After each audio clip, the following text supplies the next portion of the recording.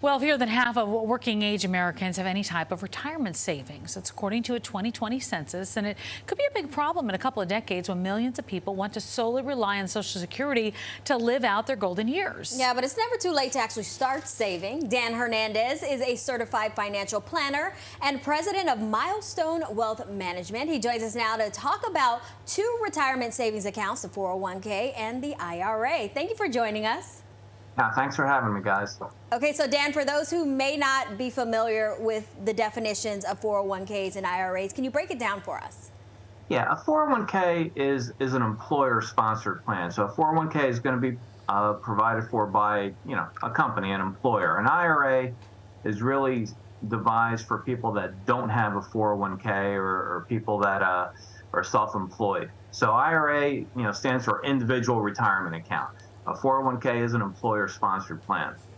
All right, so we kind of broke down both those options offered though through employers if you have an employer, correct? Yes. Yeah, well, an IRA, there's different kinds of plan, but generally a regular IRA you're going to do on your own. A 401k is through an employer. Certain employer-sponsored retirement plans can be IRAs, but generally 401k, employer-sponsored IRAs, you set up on your own. Mm-hmm. Okay, so how do the contributions actually work, and are there limits?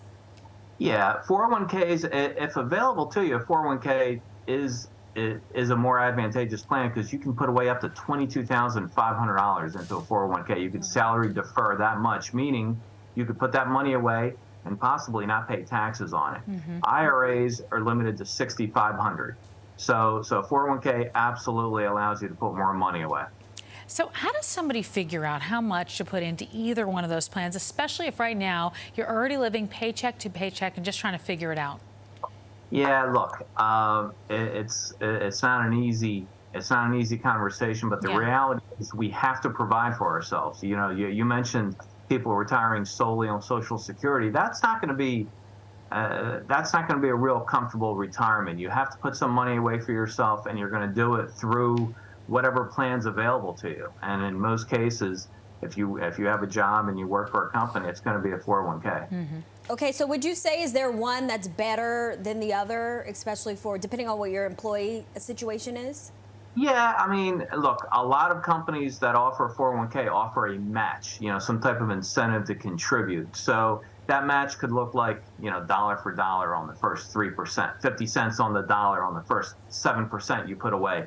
Whatever the match is, if there is a match, you almost have to do it. It's free money. They're giving you money to contribute. In some cases, that match is tied into, a vesting schedule. You have to be there so many years to actually get that money if you leave. But if they're giving you a match, you have to take the 401k. If there's no match, an IRA gives you more control. You can invest in more things than an IRA. And a 401k, you're limited to what your employer kind of sets up for you as the investment option. So how important is it to have either one of these retirement plans, and do they take a place of a traditional savings account? Because you start adding those things on and you're thinking, wow, I'm putting some money into a savings account, now I got to do this and this, and I think it can get overwhelming for people. Yeah, look, the IRA or 401k, they come with tax incentives, either a traditional 401k or a traditional IRA.